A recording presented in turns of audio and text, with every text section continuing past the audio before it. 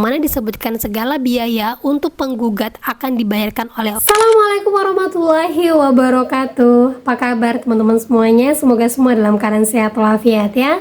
Diberikan kesehatan, kelancaran, serta kemudahan dalam segala urusan apapun itu. Hari ini semangat lagi kita, makin kita kuat mental.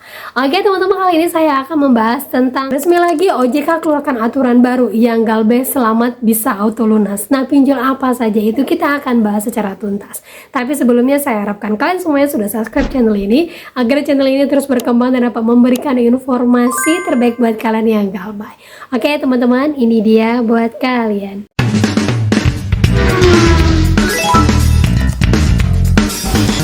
Oke teman-teman semuanya, sebelumnya saya mau bahas dulu ya untuk pihak ketiga yang memang pasti ini akan turun ke lapangan. Jadi ini terkait dengan pertanyaan seorang teman yang ada di TikTok mengatakan bahwa dia ada galbay di neobank udah lama banget nih nggak ditagih, tiba-tiba dalam 1 tahun belakangan ini dia ditagih oleh PT Kolektius. Nah seperti ini informasinya, Kak Desi aku kan galbay di neobank udah mau setahun, udah lama banget nggak ada chat telepon, yang datang pun nggak ada, tapi tiba-tiba ada chat dari Kolektius Indonesia dan saya disuruh bayar dan ancaman akan datang ke rumah. Dia bilang dia bekerja sama dengan pihak neobank. Apa benar ya Kak? Nah jadi teman-teman, saya coba cari informasi tentang PT Kolektius. Sebenarnya saya sudah pernah buatkan vlog juga ya, tapi saya ingin tahu update-nya per 2026 ini seperti apa. Nah ternyata banyak sekali orang-orang yang mengalami hal tidak mengenakan di Kolektius ini. Salah satunya untuk minta surat lunas, ataupun juga bagi yang minta keringanan 1 hari saja ternyata PT-nya tidak mau tahu. Nah, banyak lagi yang menginformasikan pinjol-pinjol yang bekerja sama dengan PT Kolektius ini pasti akan menurunkan DC lapangannya. Salah satunya itu adalah Home Credit, kemudian ada Pundi, kemudian Kredit Pintar, lalu Neobank, dan Aku Laku. Nah itulah beberapa pinjol yang bekerja sama dengan pihak ketiga yang pasti akan menurunkan DC lapangannya.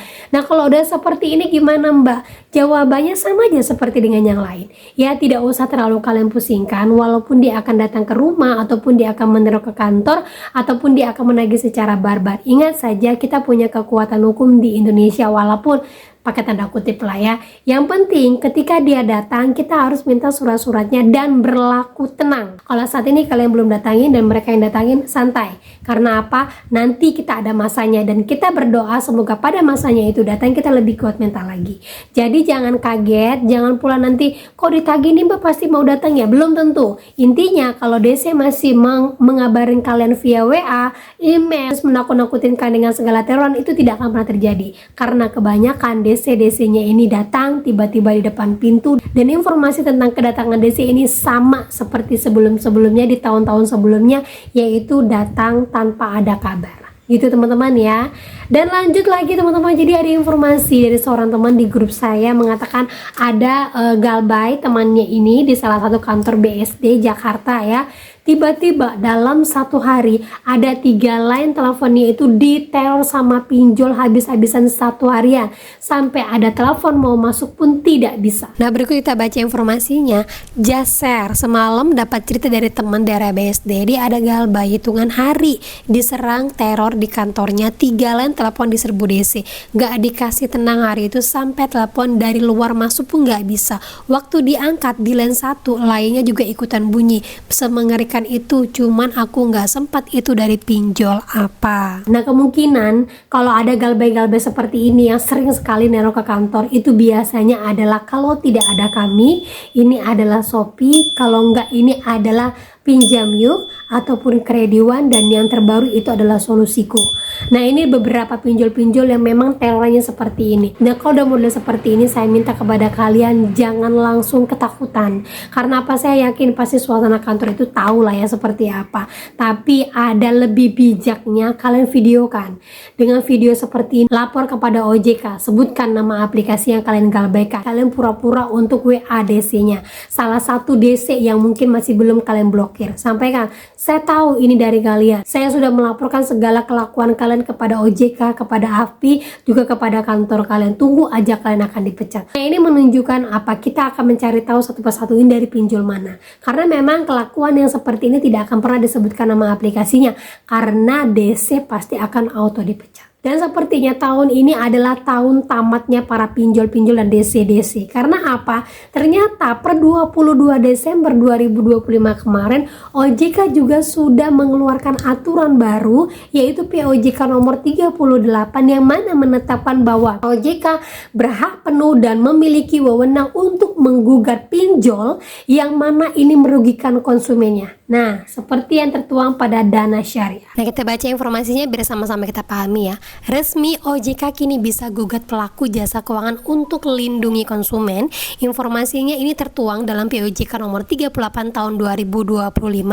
Nantinya OJK akan berwenang melakukan pembelaan hukum berupa gugatan untuk memperoleh kembali harta kekayaan milik pihak yang dirugikan. Nah, di sini juga disebutkan POJK ini berlaku 22 Desember dan diumumkan di publik 20 Januari 2026. Kenapa aturan ini penting? Selama ini konsumen yang dirugikan bank, asuransi, fintech, dan lembaga keuangan sering terkendala, tidak paham proses hukum, tidak punya biaya, takut terhadap perusahaan besar.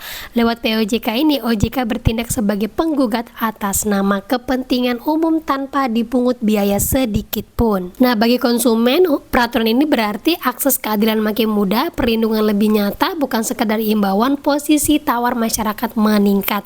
Bagi industri jasa keuangan, resiko hukum makin besar, dorongan kuat untuk patuh dan transparan, kepercayaan publik bisa meningkat jika tata kelola membaik. Nah, itulah harapannya ya untuk POJK terbaru ini. Nah, disebutkan juga negara ambil alih, konsumen tak terbebani biaya, yang mana disebutkan segala biaya untuk penggugat akan dibayarkan oleh negara yang mana menggunakan prinsip hak gugat institusional dan legal standing. Artinya OJK bertindak atas nama publik, bukan sebagai kuasa kelompok tertentu. Langkah ini sekaligus memotong kerumitan class action yang selama ini sering mentok di pembuktian dan biaya informasinya ya. Nah, informasinya yang bisa digugat itu adalah untuk yang pelaku jasa keuangan yang masih memiliki izin, yang izinnya sudah dicabut, termasuk juga yang pihak-pihak lain terbukti bertindak beretikat buruk ya, seperti pinjol ilegal ataupun lembaga keuangan yang bertindak secara ilegal. Nah, di sini membuktikan bahwa kita yang galbay ini wajib memiliki bukti-bukti apabila kita mau melakukan pelaporan. Karena sekarang ini ya, kalau kita dirugikan, contoh ya, seperti kebobolan limit-limit yang baru banyak ini terjadi, kemudian adanya penagihan sampai DC datang ke rumah padahal kita tidak punya tagihan sama sekali, dan beberapa scammer-scammer yang lain. Nah, semua ini wajib ada bukti. Buktinya apa? Seandainya nanti kita masih digugat oleh si pinjolnya karena kita yang jelas-jelasnya tidak punya tagihan, tiba-tiba sekarang ini sudah mulai berlaku gugat-menggugat seperti ini, akhirnya masuk ke dalam pengadilan. Nah, dari pengadilan ini kita wajib membuktikan semua itu dengan cara kita siapkan pembuktian. Salah satunya rekening yang tidak ada masuk uang tersebut, kemudian dari HP kita yang memang tidak memiliki aplikasinya, terus lagi kondisi rumah kita saat ini, titiknya, serta email dari HP kita. Itu bukti-bukti penguat yang bisa kita bawa ke OJK atau kita lampirkan email kita kepada OJK untuk sewaktu-waktu seandainya ada tagihan-tagihan yang tidak beres, terus akhirnya perusahaan ini jengah dan menggugat kita. Nah, OJK lah di sini sebagai tameng kita, yang mana POJK ini dibuat memang untuk melindungi kita.